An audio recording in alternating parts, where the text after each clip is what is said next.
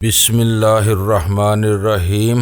گمنام ہیرو کے معزز ناظرین السلام علیکم۔ آئیے چلتے ہیں کہانی کی طرف۔ اس کا مطلب ہے وہ کتے کا پلہ مرتے مرتے بھی میرے لیے ایک نئی مصیبت کھڑی کر گیا ہے۔ حبیب جیوانی غصے میں غالباً دانت پیستے ہوئے بولا تھا۔ وہ ایسا مغلوب الغضب آدمی تھا کہ پل بھر میں میری دشمنی اور سینڈو کی ہمدردی کو بھول بال کر اس کی طرف سے مشتعل ہو گیا تھا۔ اس کے بدلے ہوئے طرز عمل سے ظاہر ہو رہا تھا کہ میں نے سینڈو کے حوالے سے اسے جو کچھ بتایا تھا اس نے اس کی صداقت کو منو ان تسلیم کر لیا تھا۔ اب تم ہی بتاؤ کہ میں ایسے کارآمد آدمی کو کیسے مار سکتا تھا۔ لعنت بھیجو اس نمک حرام پر۔ اس کی غسیلی آواز ابھری۔ میرا خیال ہے کہ وہ مافیا کو ڈبل کراس کر رہا تھا۔ اس کے مشتبہ قسم کے لوگوں سے مراسم رہے ہوں گے۔ اس کی طرف سے میری آنکھوں پر تو پردہ پڑا ہوا تھا، لیکن وہ مدر مافیا والوں کی عقابی نظروں سے نہیں بچ سکا ہوگا۔ ان ہی میں سے کسی نے اسے مار کر پھینک دیا ہوگا۔ پھر اب میرے لیے کیا حکم ہے؟ میں نے اپنی پوزیشن صاف ہو جانے پر دل ہی دل میں خدا کا شکر ادا کرتے ہوئے ادب کے ساتھ سوال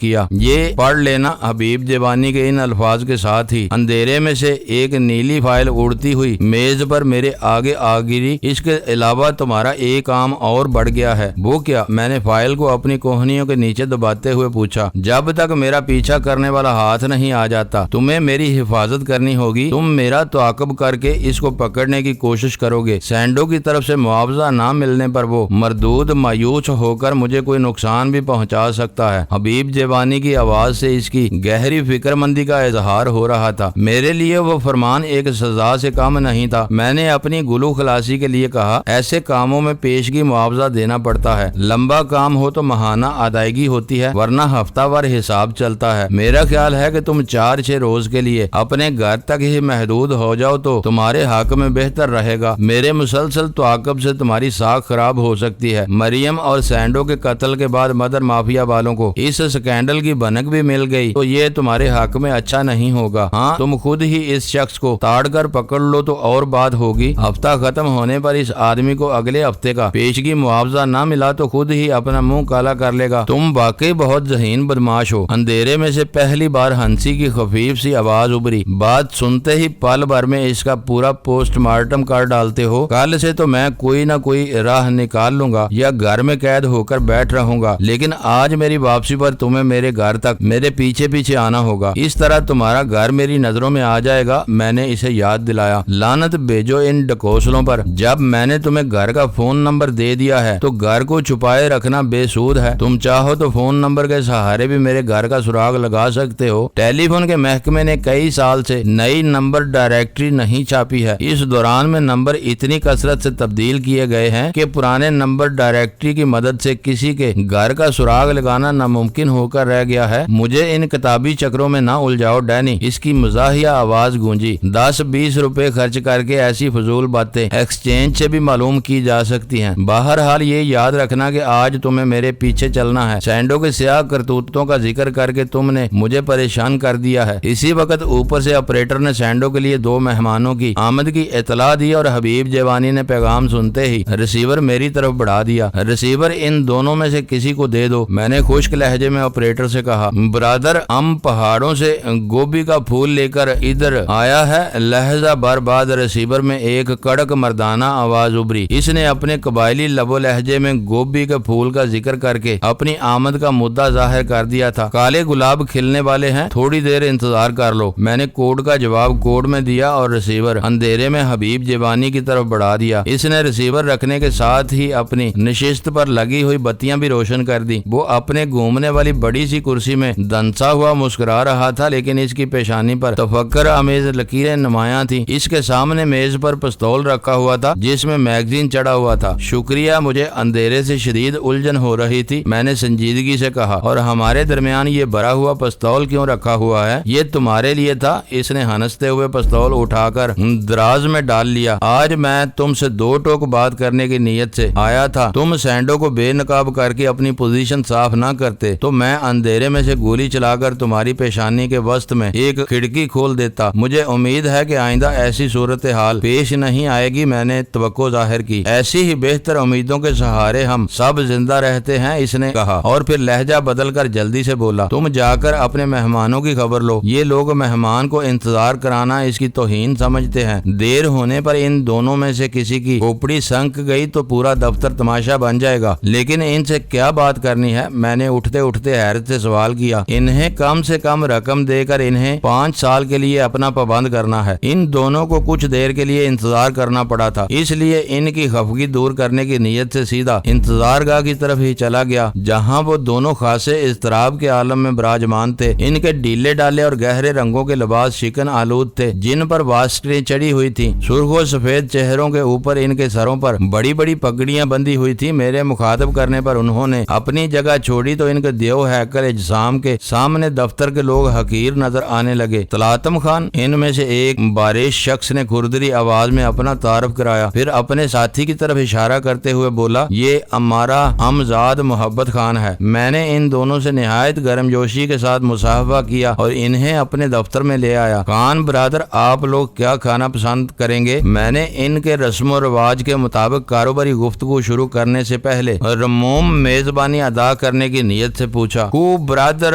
ہم نے ہوٹل میں روٹی کھا لیا، بڑے شخص نے اپنے پیٹ پر ہاتھ پھیرتے ہوئے آسودہ لہجے میں کہا۔ ابھی ہم کو ولایتی شراب مل جائے تو ملاقات کا مزہ آ جائے گا۔ بعض شرح نظر آنے والے اس شخص کی زبان سے ولایتی شراب کی بے حجابانہ فرمائش سن کر میں بونچکا رہ گیا، لیکن وہ حیرت کے اظہار کا کوئی موقع نہیں تھا۔ ہیروئن کی سودے بازی کے لیے ولایتی شراب سے بہتر کوئی اور مشروب نہیں ہو سکتا تھا۔ میں نے تحسین آمیز مسکراہٹ کے ساتھ طلاتم خان سے پوچھا، وہسکی، جن یا پھر وڈکا چلے گی؟ او خدا! طلاتم خان علم زدہ آواز میں کہا۔ افغانستان کے پہاڑوں سے کراچی آ کر بھی طلاتم خان وڈکا پیے تو لعنت ہے اس کے شوق پر۔ پھر وہ میز پر قدرے آگے جھک کر بولا، الحمدللہ کہ روسی سور افغانستان سے چلا گیا، لیکن اب وہاں صرف وڈکا ہی وڈکا ملتی ہے۔ وہ ہماری سرسبز فصلیں سمیٹ کر اپنی سرحدوں میں لے جاتے ہیں اور اپنے فالتو آلوؤں سے وڈکا کشید کر کے ہم لوگوں کو پلاتے ہیں۔ ابھی تم ہم کو وہسکی پلاؤ۔ کیوں خان برادر؟ آخری سوال اس نے محبت خان سے کیا تھا، جو کسی مسکین کی طرح سر ہلا کر رہ گیا۔ گورا جو دنیا بھر کی شرابوں کا باوا آدم سمجھا جاتا ہے، وہ بھی دن کی اجالے میں وہسکی کے استعمال کو معیوب اور عادی شرابی کی نشانی قرار دیتا ہے، لیکن افغانستان کی کنارہ ویلی کے مشرقی پہاڑوں سے آئے ہوئے وہ دونوں ندیدے مہمان دن دہاڑے وہسکی ہی پینے پر مصر تھے۔ میں نے انٹرکام پر آپریٹر کو وہسکی اور سوڈے کے ساتھ 3 گلاس بجوانے کی ہدایت کی اور ان دونوں دلچسپ ملاقاتیوں سے غیر رسمی گفتگو میں مصروف ہو گیا۔ ان دونوں کا تعلق جلال آباد کے مضافاتی میں دریائے سرخاب کے کنارے پر واقع کالا باغ کی بستی سے تھا، لیکن افغانستان میں روس کی فوجی مداخلت کے خلاف عوامی تحریک مزاحمت شروع ہوتے ہی ان کی تمام عورتیں اپنے بچوں کے ساتھ سرحد عبور کر کے پاکستانی علاقے میں پناہ گزین ہو گئیں اور سارے مرد ہتھیار سنبھال کر مجاہدین کے ساتھ جا ملے۔ اسی دوران میں طلاتم خان کی ملاقات کچھ ایسے لوگوں سے ہوئی جو زرخیز پہاڑی علاقوں میں ٹنوں افیون کاشت کر رہے تھے۔ وہ کناد پسند لوگ تھے جو صرف قدرتی فصلوں سے اپنی روزی کما کر سکھ کی نیند سوتے تھے، لیکن ان کے خریدار چھوٹی چھوٹی جگہوں میں کچھ آلات نصب کر کے افیون سے ہیروئن کشید کرنے میں مصروف تھے اور اس دھندے میں اندھا دھند پیسہ کما رہے تھے۔ ایسے لوگوں کی کہانیوں نے طلاتم خان کے دل میں بھی طلاتم پیدا کر دیا اور وہ جہاد کی صحبتوں کو خیر باد کہہ کر محبت خان کے ساتھ کنارہ ویلی کے کنارے کھڑے ہوئے پہاڑوں میں جا چڑھا تھا۔ کچھ دنوں تک ہیروئن اور ہتھیاروں کے سودوں کی دلالی کرنے کے بعد ان دونوں نے اتنی رقم جوڑ لی کہ ہیروئن بنانے کا اپنا کارخانہ لگا سکیں۔ دلالی کے دنوں میں انہوں نے اس کاروبار کی اونچ نیچ کے بارے میں بہت کچھ سیکھ لیا تھا، اس لیے ہیروئن سازی شروع کرتے ہی ان پر خون برسنے لگا۔ دوسری طرف ان کے گروپ کے رضاکار ان دونوں بگوڑوں کی تلاش میں تھے۔ جب تک طلاتم خان اور محبت خان گمنام دلالوں کے روپ میں پہاڑوں کے آر پار سرگرم عمل رہے، کوئی ان کا سراغ لگانے میں کامیاب نہیں ہو سکا۔ لیکن ہیروئن کے ذریعے دولت کمانے کے ساتھ ہی ان کی شہرت پھیلنے لگی اور ایک دن ان کے گروپ کے رضاکاران کو ڈھونڈتے ڈھونڈتے پہاڑوں میں ان کے ٹھکانے تک پہنچ گئے۔ وہ رضاکار ان دونوں کو پکڑ کر دوبارہ محاذ پر لے جانے کے ارادے سے آئے تھے، لیکن جب طلاتم خان نے آنے والوں کو جنگی مقاصد کے لیے ہزاروں ڈالر کی امداد کی پیشکش کی تو ان کی نیتیں ڈاماڈول ہو گئیں۔ افغانستان کے گلی کوچوں میں جاری تحریک مزاحمت کی طرف سے لڑنے والے پرجوش مگر بے مایا مردوں اور جوانوں کی کوئی کمی نہیں تھی۔ انہیں ایک آواز پر ہر علاقے سے مطلوبہ لڑاکا نفری مل جاتی تھی، لیکن اس نفری کو ہتھیار، میزائل اور گولہ بارود فراہم کرنے میں بے شمار دقتوں کا سامنا تھا۔ روسی فوجیوں سے چھینا ہوا اسلحہ ناکافی ہوتا تھا، وہ کہیں سے بھی پسپا ہوتے ہوئے اپنی ہر چیز چھوڑ کر چلے جاتے تھے، لیکن گولہ بارود اور ہتھیاروں کے ذخائر کو تباہ کرنا نہیں بھولتے تھے۔ سرحد پار سے آنے والی امدادی کھیپیں بھی ہتھیاروں وغیرہ کی ضروریات پوری کرنے سے قاصر رہتی تھیں۔ ان حالات میں مجاہدین کے سب سے بڑے محسن جوش و جذبے سے آری روسی فوجیوں کے وہ دستے تھے جو ڈالروں کی صورت میں بھاری رشوت کی پیشکش ملنے پر اپنے تمام ہتھیار اور اسلحے کے ذخائر جوں کے توں چھوڑ کر کسی طرف کوچ کر جاتے تھے، اور پھر اپنے افسران کو اپنی شکست کی کوئی فرضی کہانی سنا کر مجاہدین کی دہشت میں اضافہ کر دیتے تھے۔ ان کے چھوڑے ہوئے ذخائر پر بعد میں مجاہدین کا قبضہ ہو جاتا تھا اور وہی ان کی سب سے بڑی سپلائی لائن تھی، لیکن ایسے بے ضمیر روسی فوجیوں کو خریدنے کے لیے ہر وقت ڈالروں کی ضرورت رہتی تھی جو مجاہدین کے لیے نایاب تھے۔ اس پس منظر میں طلاتم خان اور محبت خان کو اپنے عطیہ کی وجہ سے محاذ جنگ پر واپس لوٹنے سے مستثنا قرار دے دیا گیا۔ جنگ کے مصائب سے تو ان کی گلو خلاصی ہو گئی، لیکن مجاہدین نے ڈالروں کے لیے ان کا گھر دیکھ لیا تھا۔ مہینے 15 دن میں مجاہدین کی کوئی نہ کوئی ٹولی کسی پیشگی اطلاع کے بغیر ان کے سروں پر نازل ہوتی اور ان کی ساری جمع پونجی سمیٹ کر لے جاتی۔ کمانے اور پھر کنگال ہو جانے کے اس کھیل میں وہ کافی دن پستے رہے۔ افغان علاقے میں مجاہدین کی دسترس سے بچنا ناممکن تھا۔ انہوں نے پاکستان کے قبائلی علاقوں کا رخ کرنا چاہا تو وہاں افیون کی فصلوں کے اجارہ دار نئے لوگوں کا وجود برداشت کرنے کو تیار نہیں تھے، اس لیے وہ مجبوراً کنار ویلی ہی میں پڑاؤ ڈالے رہے۔ لیکن طلاتم خان کا خیال تھا کہ ان دنوں جنگ کا زور ٹوٹ جانے کی وجہ سے حالات سازگار ہو رہے تھے اور باہر سے کچھ مالی تعاون مل جانے پر وہ اپنی پیداوار میں کئی گنا اضافہ کر سکتا تھا۔ اس سلسلے میں جمرود کے قبائلی علاقے میں ایک سفید فام اطالوی اس سے ٹکرایا تھا۔ اس نے طلاتم خان کو کراچی پہنچ کر گوبھی کے پھول کے حوالے سے ٹریڈ لائن سے رجوع کرنے کا مشورہ دیا تھا۔ صحیح رابطے کی پہچان کے لیے اسی اطالوی نے طلاتم خان کو کالے گلاب کے جوابی کوڈ سے آگاہ کیا تھا، جس کے نتیجے میں ہم تینوں اس وقت یکجا ہو کر شراب نوشی کر رہے تھے۔ وہ دونوں غیر ملکی وحشکی سے اس بری طرح ترسے ہوئے تھے کہ سب سے پہلے انہوں نے نیٹ وحشکی کے آدھے گلاس گھٹا گھٹ اپنے میدوں میں اتار لیے۔ گلاس خالی کر کے طلاتم خان نے اپنی جلملاتی ہوئی نمناک آنکھیں میرے چہرے پر مرکوز کر کے میرا شکریہ ادا کیا۔ میں ان کے ساتھ دوسرے پیگ میں شریک ہو سکا تھا جو مقدار اور ولایتی قاعدے کے مطابق ان کا 5واں پیگ تھا۔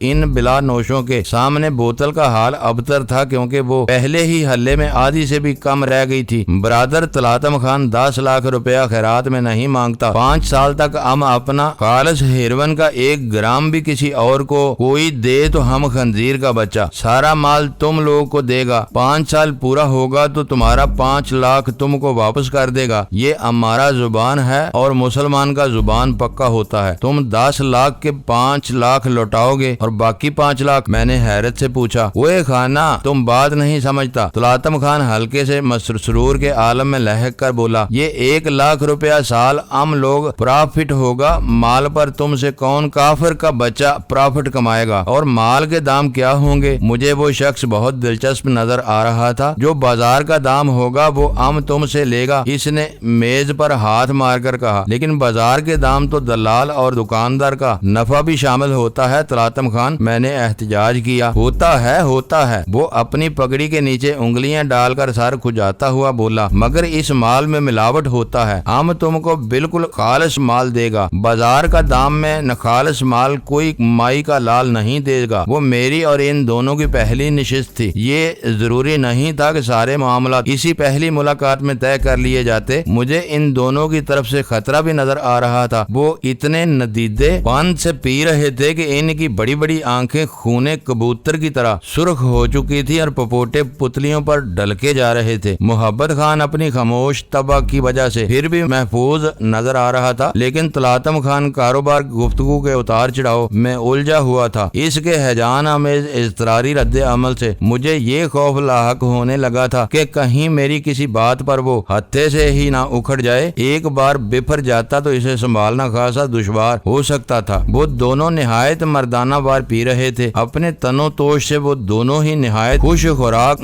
بھی نظر آ رہے تھے۔ انہوں نے آتے ہی اعلان کیا تھا کہ وہ کھانا کھا کر آئے تھے۔ حلق تک بھرے ہوئے میدوں میں وہ اتنی بے دردی کے ساتھ وہ ہسکی انڈیل رہے تھے کہ میرے حساب سے ان کے میدوں میں کافی دیر پہلے ابال آ جانا چاہیے تھا، لیکن ان کے بشروں پر متلی یا بے چینی کا دور دور تک شائبہ بھی نہیں تھا۔ ان دونوں آتش فشانوں کو بیدار ہونے سے پہلے میں ان سے گلو خلاصی حاصل کرنا چاہتا تھا، اس لیے میں نے خوبصورتی کے ساتھ گفتگو کا رخ موڑ دیا۔ طلاتم خان، میں نے چند ثانیوں کے توقف کے بعد اسے مخاطب کیا، تمہاری آج کی باتیں بہت کارآمد اور معلومات افزا ثابت ہوئیں۔ کم از کم مجھے یہ علم ہو گیا کہ تم ہمارے ساتھ کن شرائط پر کاروبار کرنا چاہتے ہو۔ میرا خیال ہے کہ اگلی ملاقات میں ہم اپنا سودا طے کرنے میں کامیاب ہو جائیں گے۔ مجھے اعتراف کرنا پڑا کہ اتنی زیادہ پی لینے کے باوجود طلاتم خان کا ذہن پوری طرح چاقو چوبند تھا۔ میری بات سنتے ہی وہ ہتھیلیوں سے میز کا سہارا لے کر اٹھ کھڑا ہوا۔ برادر ام جاتا ہے، تم بہت اچھا میزبان ہے۔ ہم لوگ کل شام 4 بجے ادھر آئے گا۔ کل رات کا کھانا بھی تم میرے ساتھ کھاؤ گے، میں نے خفت آمیز لہجے میں کہا۔ میں تمہیں آج ہی روکتا، لیکن میرے پاس کچھ اور مہمان آنے والے ہیں۔ اس دوران میں محبت خان کئی بار بوتل کو ندیدی نگاہوں سے دیکھ چکا تھا، جس میں بہت تھوڑی سی اسکاچ باقی رہ گئی تھی۔ میں نے فوری طور پر اوپر سے ایک اور سرب مہر بوتل منگوا لی۔ یہ میرے طرف سے حقیر سا تحفہ ہے۔ میں نے پلاسٹک کے تھیلے میں پڑی ہوئی بوتل طلاتم خان کے حوالے کرتے ہوئے خوش اخلاقی کے ساتھ کہا۔ میں ان دونوں کو چھوڑنے اوپر تک آیا تھا۔ وہ صدر کے کسی ہوٹل میں ٹھہرے ہوئے تھے اور ٹیکسی کے ذریعے وہاں تک آئے تھے۔ اس وقت وہ دونوں کیف و سرور کے ایسے عالم میں تھے کہ انہیں کسی ٹیکسی ڈرائیور کے رحم و کرم پر چھوڑنے کا خطرہ مول نہیں لیا جا سکتا تھا۔ اس لیے میں نے ٹریڈ لائن کے ایک ڈرائیور کو ان کے ہوٹل تک پہنچانے پر مامور کر دیا۔ انہیں روانہ کر کے میں نیچے آیا تو حبیب جوانی کے دروازے پر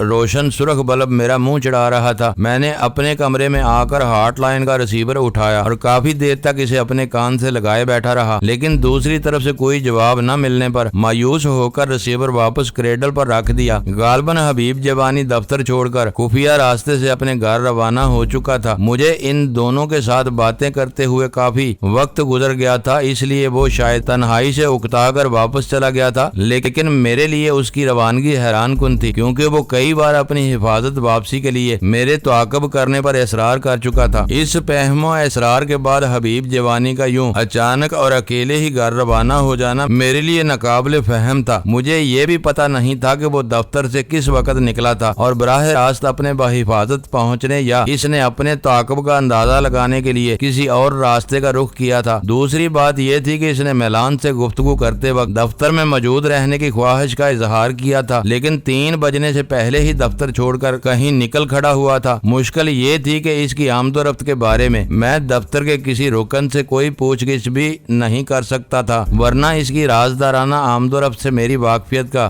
راز فاش ہو سکتا تھا۔ جلاہٹ اور غصے کے عالم میں نے اپنے ڈائریکٹ فون پر حبیب جوانی کے گھر کا نمبر ملایا۔ دوسری طرف سے اس نے خود ہی کال وصول کی تو میری کھوپڑی بنا کر رہ گئی۔ تمہیں تو میرے ساتھ دفتر سے نکلنا تھا، تم گھر کب پہنچ گئے؟ تمہاری میٹنگ لمبی ہو گئی تھی، اس لیے میں نے اپنا ارادہ بدل لیا۔ اس کی بے پروایانہ آواز ابھری۔ میں نے سوچا کہ تعاقب کرنے والے نے پچھلے دنوں میں میرا کیا بگاڑ لیا ہے جو وہ مجھے اب نقصان پہنچا سکے گا۔ اسی خیال کے تحت میں نے دفتر سے نکل کر گھر کی سیٹ مان دی اور یہاں آ گیا، لیکن سارے راستے غور کرنے کے باوجود میں اپنے پیچھے کسی مشتبہ کار، ٹیکسی یا موٹر سائیکل کا وجود دریافت نہیں کر سکا۔ چلو اچھا ہوا، میں نے ایک گہرا سانس لے کر بے رخی سے کہا۔ اب 3 بجنے والے ہیں، میلان والی فون کال کا کیا بنے گا؟ تم اس وقت موجود رہنا چاہ رہے تھے، اس پروگرام کو بھی منسوخ سمجھو۔ وہ اس وقت کی باتیں تھی جب تم میرے بدترین شبہات کی زد میں آئے ہوئے تھے۔ اب تم خود ہی رنگ کر کے پیغام ریکارڈ کر لینا، اور ہاں،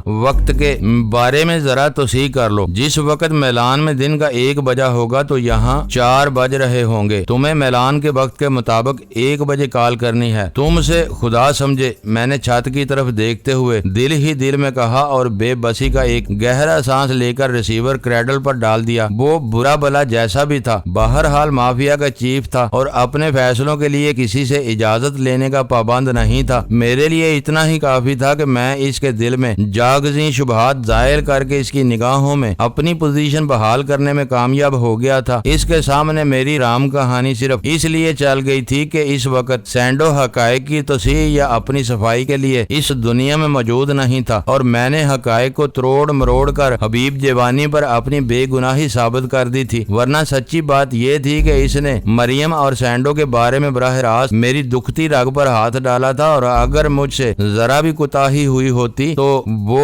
अपने दफ्तर ही में मेरा खात्मा कर देता। इस वक्त 4 बजने में काफी देर बाकी थी, इसलिए मैंने फोन पर अव्वल खान से तबादला ख्याल करने का फैसला करके इसका नंबर मिला लिया। हिंदुस्तानी अपने बिछाए हुए जाल में खुद ही बुरी तरह फंस गए हैं। रस्मी सलाम दुआ के बाद खुशी से भर्राई हुई आवाज में बोला, इनकी मिसाल निगले तो अंधा और उगले तो कोड़ी वाली हो गई है। वो फौजी महमजूई का एतराफ करते हैं तो आलमी नफरत और तनकीद का निशाना बनकर रह जाएंगे, जिससे इनकी सियासी साख को नाकाबिले तलाफी नुकसान पहुंचेगा। इनकार पर अड़े रहते हैं तो इन्हें अपने कैदियों की वापसी के मुतालबे से दस्तबरदार होना पड़ेगा। यहाँ की सरसरी समात की अदालतें वाज़ेह तरीन शहादतों की बिना पर 2-4 ही रोज में इन सब को सूली लगवा देंगी और सजायाब होने वालों के लवाहकीन हिंदुस्तान में एक क़यामत बर्पा कर देंगे। इसकी बात बिल्कुल दुरुस्त थी, क्योंकि पाको हिंद के रवायती मुआशरों में मुश्तरका खानदान के मजबूत बंधन की वजह से गरीब और मतवस्त तबके में हर कमाने वाले के बराह रास्त लवाहकीन का तनासब 8 से 10 अफराद का था, जिनमें खवातीन और औलादों के साथ ही बूढ़े वालिदैन का भी शुमार होता था। इस तरह पाकिस्तान की सरजमीन पर हलाक और गिरफ्तार होने वाले भारतीय फौजियों के लवाहकीन के तादाद किसी तरह भी 4-5 हजार से कम नहीं बनती थी। अपने किसी अजीज की मौत के सोग में बेहाल अफराद की इतनी बड़ी तक किसी भी मुहज़्ज़ब हुकूमत के लिए एक संगीन खतरा बन सकती थी और हिंदुस्तानी हुकूमत नई दिल्ली में इनके मुजाहरे की मुतहम्मल नहीं हो सकती थी। फिर अखबारी इतलात से आगे क्या हो रहा है? मैंने इश्तियाक अमेज़ लहजे में पूछा। हिंदुस्तान के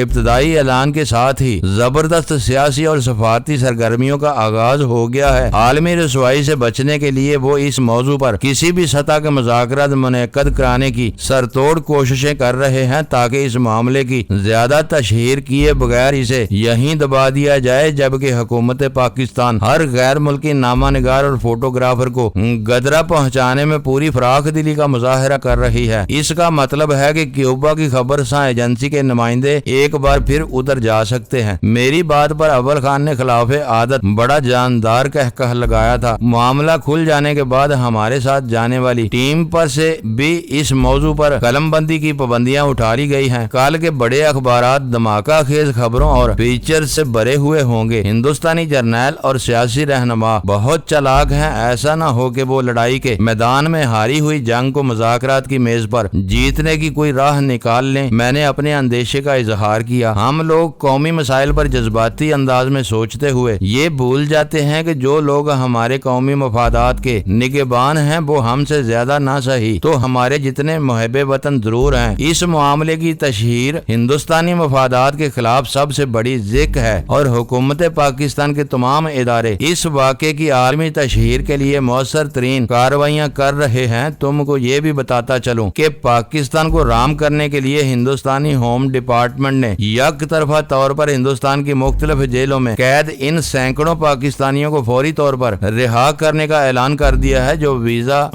खत्म हो जाने के बावजूद वहां क्याम करने के जुर्म में सजायाब हुए थे या हैं, या वीजा के बगैर मुख्तलिफ शहरों की सियाहत करते हुए पकड़े गए थे। लेकिन इनकी ये छोटी मोटी चालें कामयाब नहीं हो सकेंगी। तुम क्यूबा के अखबारात को अपनी रिपोर्ट कब भेज रहे हो? मैंने पूछा। तुम फिक्र न करो, अब अखबारात में क्यूबा के नामा निगारों के बारे में कुछ नहीं लिखा जाएगा। ISPR ने सीनियर रिपोर्टर को बड़े मौसर तरीके से ब्रीफ कर दिया है और आज रात घोड़ा क्रैक पर दूसरा ऑपरेशन होने वाला है। मैंने इसे याद दिलाया। इसे कोई ताकत नहीं रोक सकती। मुझे उड़ती उड़ती हुई खबरें मिली हैं कि गहरे पानियों में अल हदीद पर कोई कार्रवाई की गई है, जिसके नतीजे में इसके रेडियो रूम और नेविगेशन कंट्रोल पर बहरिया के अफसरान काबिज हो चुके हैं और अल हदीद को गन बोट के मुहासरे में साहिल की तरफ लाया जा रहा है। मैं तो घोड़ा क्रैक की तरफ दौड़ लगाना बेसूद ही साबित होगा। इस खबर पर मेरा जोशो खरोश ठंडा पड़ गया। अव्वल तो ये खबर गैर मुसद्दका है, फिर अगर ये दुरुस्त भी हो तो सारी कार्रवाई अल हदीद के अमला तक महदूद है। साहिल पर इसकी आमद का इंतजार करने वालों को इसके मुकद्दर का इल्म नहीं हो सका होगा। इन लोगों से झड़प होनी नागजीर है। कासम और इसके मजदूरों के अलावा हैरी किसिंजर ने माल की हिफाजत के लिए मुसल्ला नफरी का बंदोबस्त जरूर किया होगा। इनसे टकराए बगैर अल हदीद पर कब्जा की कार्रवाई मुकम्मल नहीं हो सकेगी। ठीक है, फिर 10 बजे मैं स्टेशन 4 पर तुम्हारा इंतजार करूंगा। आज रात वहाँ राजदारी के तहफ़्फ़ुज़ के लिए सख्त हिफाजती इंतजाम किया है, लेकिन तुम गेट पर ब्लैक हाक का कोड अदा करके बिला रोक टोक अंदर दाखिल ہو سکو گے، میرا خیال ہے کہ سلطان شاہ بھی تمہارے ساتھ ہوگا، وہ تو آج کل میرا ہمزاد بنا ہوا ہے، میں نے ہنس کر کہا۔ اس سے باتیں کرتے ہوئے میری نگاہیں بار بار وال کلاک کا جائزہ لے رہی تھی۔ 4 بجنے میں 10 منٹ پر میں نے اس سے اپنی گفتگو ختم کر دی۔ وہ ایک عجیب و غریب فون کال تھی۔ حبیب جیوانی کی ہدایت کے مطابق سلسلہ مل جانے پر مجھے صرف ایک سہ لفظی فقرہ ادا کرنا تھا، ڈیل کے الفاظ میں۔ دوسری طرف والے کے لیے غالباً کوئی شناخت پوشیدہ تھی، اس لیے مجھے پہچانتے ہی وہ بولنا شروع کر دیتا۔ اس کا پورا پیغام مجھے حبیب جیوانی کے لیے مقناطیسی فیتے پر ریکارڈ کر لینا تھا۔ میرے کمرے میں فون کال ریکارڈر منسلک تھا۔ میں نے اس کے تار ٹیلی فون لائن سے جوڑے، آن آف کر کے اس کی کارکردگی چیک کی اور اطمینان سے ایک سگریٹ ختم کرنے کے بعد ملان کے نمبر ملانے میں مصروف ہو گیا۔ اپنے فون سے 00 ڈائل کر کے بین الاقوامی سرکٹ میں آنے کے لیے مجھے 3 بار کوشش کرنی پڑی، لیکن ایک بار بین الاقوامی رابطے ہوتے ہی اٹلی اور میلان کے کوڈ کے ساتھ ہی میرا مطلوبہ نمبر پہلی کوشش میں مل گیا اور دوسری طرف گھنٹی بجنا شروع ہو گئی۔ تیسری گھنٹی پر ریسیور اٹھا لیا گیا اور میرے کانوں میں گراتی ہوئی ہیلو گونج اٹھی۔ وہ جو کوئی بھی تھا نہایت خود سر اور بد دماغ آدمی تھا۔ اس کی گراہٹ سے میں نے اندازہ لگا لیا تھا کہ وہ اس کی فطری آواز نہیں تھی، بلکہ اس نے دانستہ بدتمیزی کا مظاہرہ کیا تھا۔ میں جانتا تھا کہ وہ مدر مافیا کے کسی بڑے آدمی یا اس کے کسی ہواری کا فون نمبر تھا، اس لیے میں خون کے گھونٹ پی کر رہ گیا۔ ڈیل۔ میں نے جذبات سے آری لہجے میں مقررہ کوڈ ادا کیا اور اسی کے ساتھ ٹیلی فون کال ریکارڈر کا سوئچ آن کر دیا۔ مقناطیسی فیتا چل پڑا۔ میں نے ریکارڈر سے منسلک اسپیکر آن کر کے ریسیور کریڈل پر ڈال دیا۔ کال ریکارڈ ہونے کے ساتھ ہی اسپیکر پر ایک ناقابل فہم جناتی زبان میں تقریر شروع ہو گئی، جس کا کوئی بھی لفظ میرے لیے قابل فہم نہیں تھا۔ میں جرمن، اطالوی اور فرانس زبانوں سے واقف نہیں تھا، لیکن ان کے بعض الفاظ کی انگریزی سے صوتی مماثلت کی بنا پر یہ اندازہ ضرور لگا سکتا تھا کہ کون سی زبان بولی جا رہی تھی، لیکن میلان سے دیے جانے والے پیغام کا کوئی لفظ یا صوتی آہنگ ایسا نہیں تھا جس کی بنا پر میں بولی جانے والی زبان کا اندازہ لگانے میں کامیاب ہو سکتا۔ وہ پیغام بلا کسی توقف کئی منٹ تک جاری رہا، پھر دوسری طرف سے یکلخت سلسلہ منقطع کر دیا گیا۔ میں نے مشین آف کر کے اس میں سے کیسٹ نکال کر اپنی جیب میں ڈال لی۔ میری نگاہ میں وہ پیغام یقیناً کسی خاص اہمیت کا حامل تھا۔ غلام رسول کی ذات میں مافیا والوں کی غیر معمولی دلچسپی کی وجہ سے وہ پیغام میرے لیے اور زیادہ اہمیت حاصل کر گیا تھا۔ وہ کوئی معمول کی بات ہوئی تو اشاراتی زبان کے بجائے عام فکروں کی صورت میں براہ راست مجھے یا حبیب جیوانی کو بتائی جا سکتی تھی۔ اس پیغام میں کوڈ ورڈز کا استعمال اس حقیقت کا گماز تھا کہ اس کی ترسیل کے لیے مجھے اور حبیب جیوانی کو دانستگی میں اعلیٰ کار بنایا جا رہا تھا۔ اس مسئلے پر میں نے جتنا غور کیا اسی قدر میرا یہ خیال راسخ ہوتا چلا گیا کہ وہ پیغام در حقیقت میرے یا حبیب جیوانی کے لیے نہیں تھا، بلکہ ہمارے ذریعے کسی تیسرے فرد تک پہنچانا مقصود تھا، اور وہ تیسرا شخص نہ صرف اس اشاراتی زبان سے واقف تھا بلکہ اس پیغام کے مضمرات کو بھی بخوبی سمجھ سکتا تھا۔ دنیا کے مختلف ممالک اور تنظیموں رائج زبانوں کے بارے میں میری معلومات ناکافی تھی۔ میرا خیال تھا کہ موقع ملنے پر اول خان خود یا اپنے فوجی دستوں کی مدد سے اس راز کی عقدہ کشائی کر سکتا تھا۔ اسی خیال کے تحت میں نے وہ کیسٹ دفتر میں چھوڑنے کی بجائے اپنے ساتھ لے لیا تھا۔ ویسے بھی حبیب جیوانی نے کیسٹ ساتھ لے جانے یا دفتر میں چھوڑنے کے بارے میں مجھے کوئی ہدایت نہیں دی تھی۔ وہ پیغام ریکارڈ کرنے کے بعد میرے لیے دفتر میں کوئی کام باقی نہیں رہا تھا اور مجھے ویسے بھی رات کو درپیش الحدید والے معاملے کے لیے تیاری کرنی تھی، اس لیے میں نے دفتر سے روانہ ہونے کا فیصلہ کر لیا۔ دفتر سے اٹھتے اٹھتے مجھے یاد آیا کہ سینڈو کی موت کے بعد میرے اور مافیا کے ماتحت عملے کے درمیان ایک سنگین انتظامی خلا پیدا ہو چکا تھا جس کو فوری طور پر پر کرنا ناگزیر تھا۔ میں نے اس معاملے میں حبیب جیوانی سے بھی بات کی اور اس نے وہ معاملہ مکمل طور پر میری اسباب دید پر چھوڑ دیا تھا۔ معزز ناظرین، لائک کریں، شیئر کریں اور کمنٹس باکس میں پاک آرمی زندہ باد، پاکستان پائندہ باد کا نعرہ ضرور درج کر کے اپنے ملک پر فخر کریں اور پاکستان کی بنیادیں مضبوط کرنے میں اپنا کردار ادا کریں۔ ویڈیو دیکھنے کا شکریہ۔ معزز ناظرین، اپنا خیال رکھیے گا اور ہمارے چینل کا بھی۔ ISI پاک آرمی زندہ باد، پاکستان پائندہ باد۔